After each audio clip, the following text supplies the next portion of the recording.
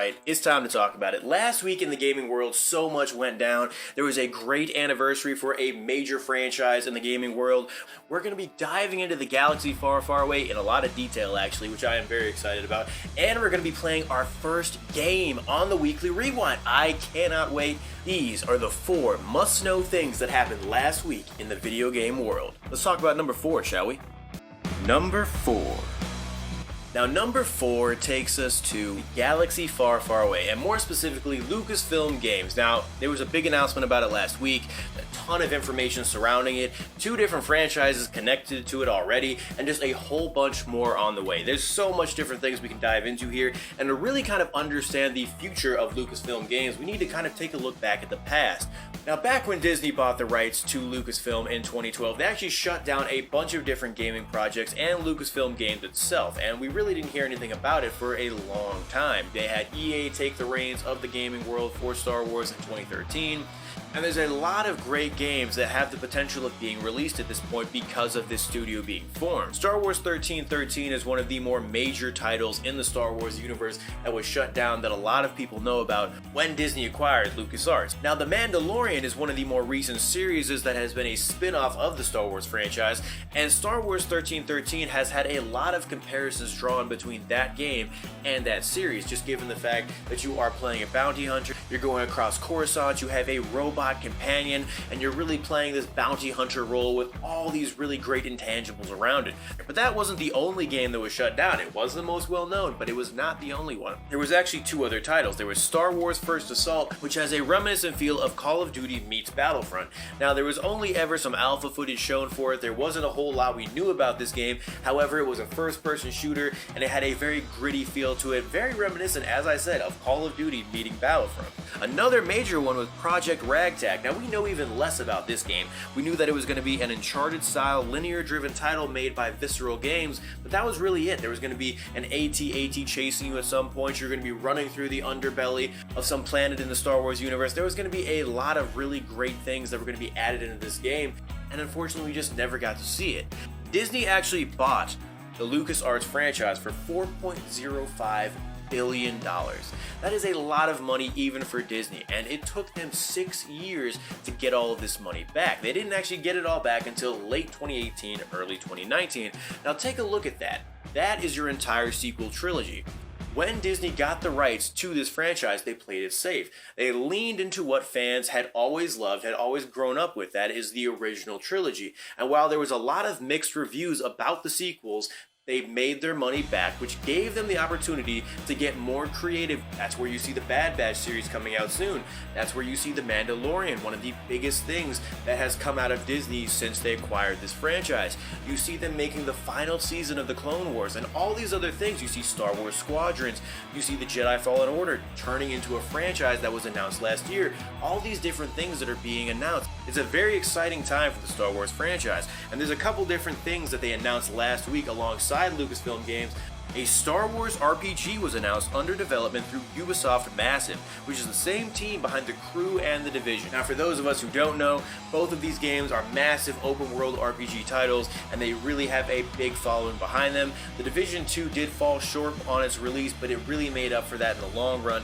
An Indiana Jones game is also in the works. Now, this game is under development by Machine Games, and this throws a curveball into what we were expecting because Star Wars games are traditionally released on all platforms. They're going to be all-inclusive so everybody can get their hands on them. And Machine Games is actually owned by Bethesda, which was bought by Xbox, which could mean that this game could be an exclusive specifically built for Xbox. This hasn't been confirmed yet. We don't know this at this point. This game we know virtually nothing about. It was just a very short clip announcing the title. All we can do at this point is dive into that teaser trailer and really kind of explore what it could mean. The RPG we had even less information about. All we had was like a 5-10 second clip of them announcing that they were making it, and that was it. Now, there's 2 quotes that really stuck out about this release from the VP of Lucasfilm Games, Douglas Riley. The first one basically says there's a lot more games that are in the works that are going to be announced over the next few weeks. He says, we've got a lot of stuff we're ready to start sharing with fans. We've been working quietly behind the scenes for a while now, waiting for this moment. It makes sense.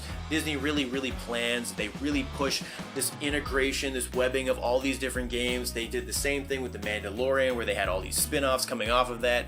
This is what they do best. They did it with Marvel, and they're definitely going to be doing it with these games as well. So expect there's going to be tons of announcements in the next few months leading up to E3, during E3, and after. The next quote is actually the one that I was the most interested by, and this one really leans into what I've been talking about with Star Wars 1313, with the First Assault, with Project Ragtag, because he says, we're going to continue to announce projects that are more representative of the legacy of the old Lucasfilm games, and we're now trying to live up to. So does that mean that they're actually reviving some of these games? Does it mean that they're just exploring the different material? Or does it mean that they're just paying homage to that studio and really trying to live up to the titles that they released? There was a bunch of great ones from the 90s all the way up. The original Battlefront games and everything in between.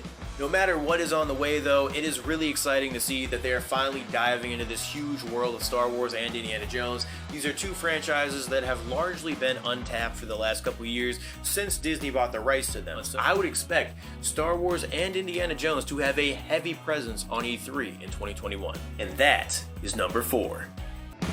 Number 3.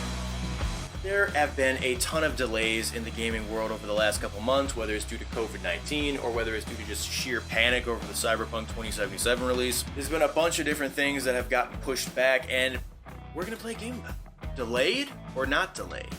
And there are some great titles here.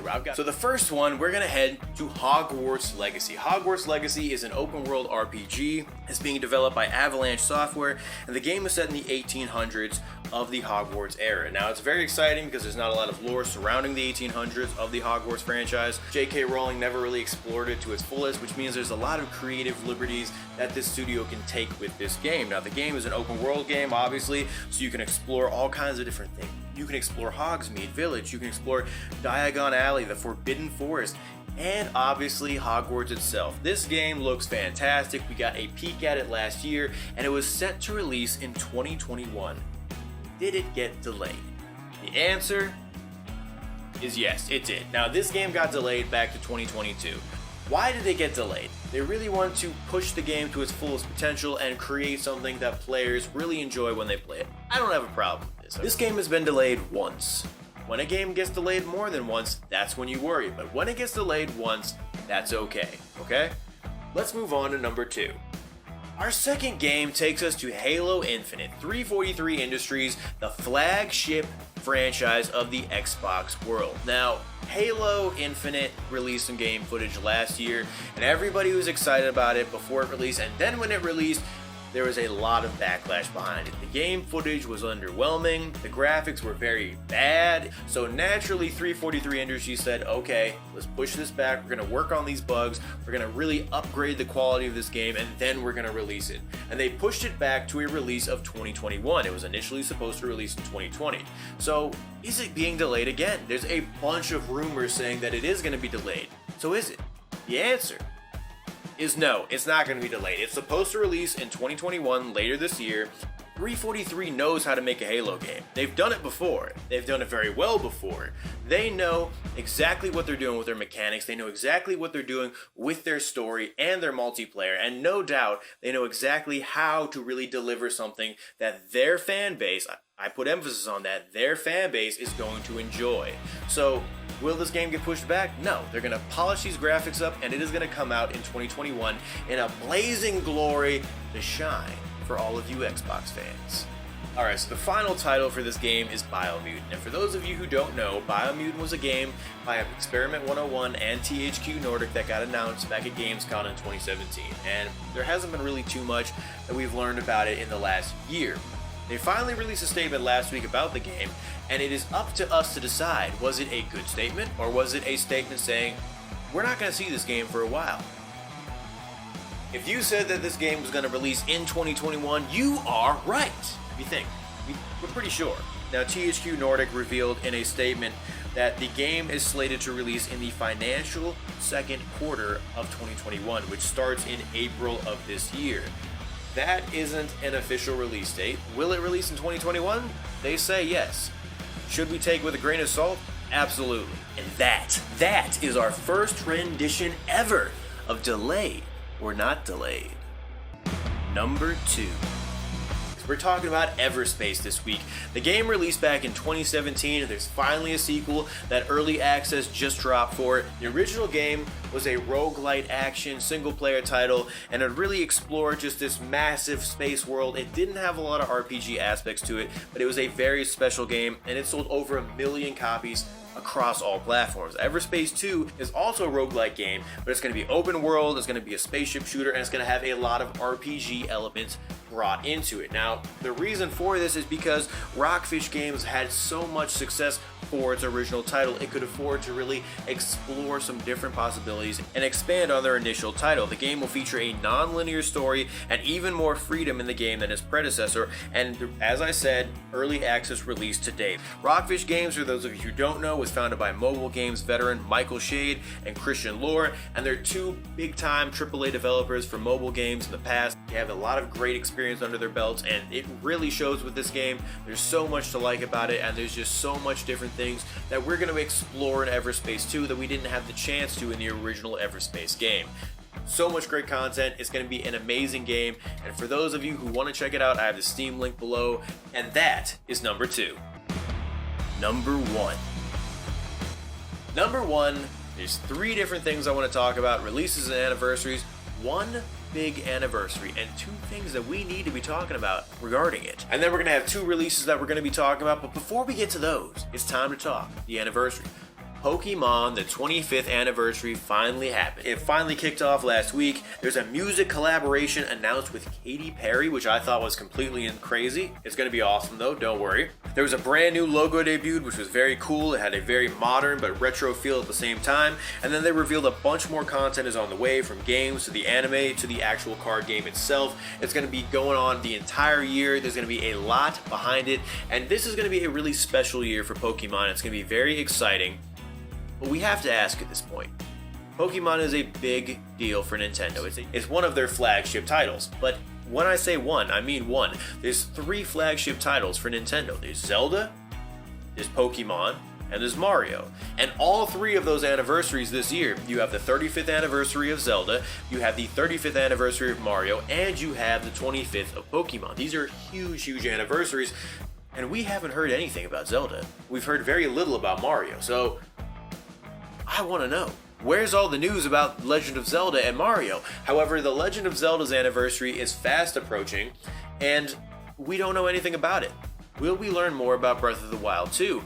Will we get information about maybe remastering some of the old games? There's so much different things to explore with that franchise that it would be a shame that we didn't learn more leading into its anniversary.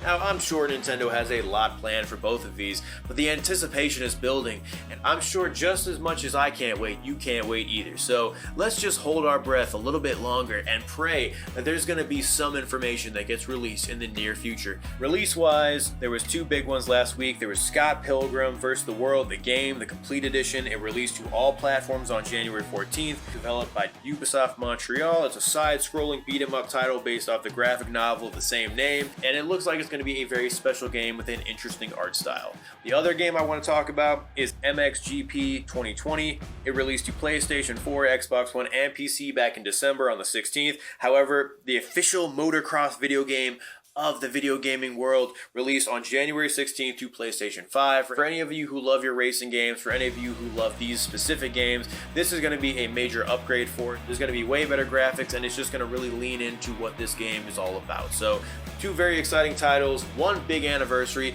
2 other major ones on the way. Legend of Zelda's anniversary is in February, guys. It's coming up quick. So where's the info? That is all I have, though. For those of you who love the Star Wars franchise, from my Everspace fans out there, there's so much cool stuff that happened last week that we gotta talk about it. So say something down in the comments, let me know what you think, and until next week, I will be signing off. This is Nick Lehner. I will see y'all next week on the Weekly Rewind. Take it easy, y'all.